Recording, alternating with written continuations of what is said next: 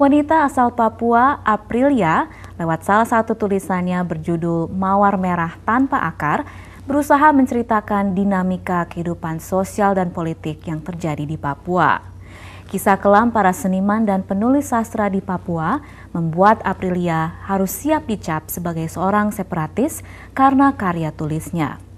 Apa yang membuat Aprilia yang berprofesi sebagai jurnalis ini tergerak membuat karya sastra ini? Simak perbincangan reporter Reski Reza Pratama. Berbicara soal buku ini tergantung dari siapa yang melihat, perspektif siapa melihat buku ini. Sedangkan saya menulis realita sosial yang ada terjadi di masyarakat, sosial politik di masyarakat Papua. Ini kejadian yang hanya salah satu contoh kasus dari banyak. Kemudian ada yang berangkat dari kisah nyata yang kemudian mengimajinasi saya menulis tentang kisah ini.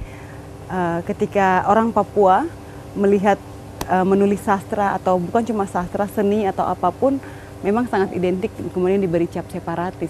Dan budaya tulis belum menjadi bagian dari Papua sehingga penting bagi banyak pihak untuk mendorong terciptanya penulis-penulis di Papua. Dan banyak juga yang mengkhawatirkan kedatangan saya ke sini. Mereka punya banyak cara, apa yang tampak di atas aman, tapi saya tidak tahu. Banyak hal yang bisa mereka lakukan. Bukan cuma budayawan sebenarnya, intelektual Papua yang dianggap kemudian mengganggu.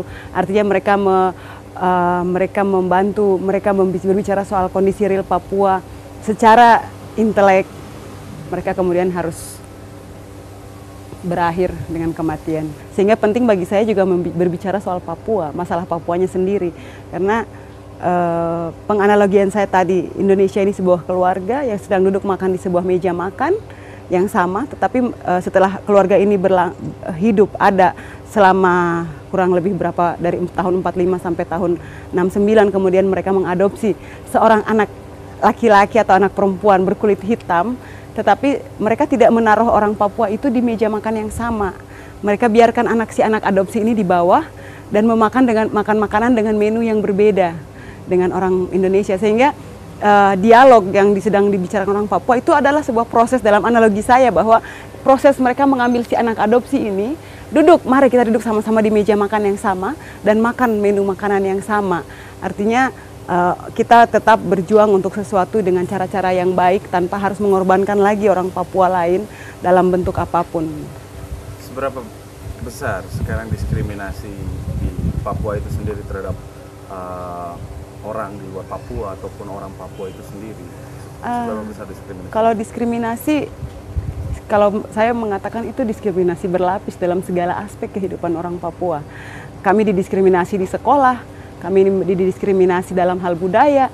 Ketika kami bicara budaya, kami akan dibilang separatis. Itu budaya separatis, itu budaya kami. Ketika ada orang dari pegunungan dibilang koteka, orang berkoteka itu OPM. Bagaimana berarti kau menyebut semua orang di pegunungan adalah OPM? Karena itu pakaian mereka. Mereka masih pakai koteka. Apakah kemudian semua orang berkoteka itu separatis? Apakah mereka ada hubungan dengan OPM atau tidak? Kita tidak tahu.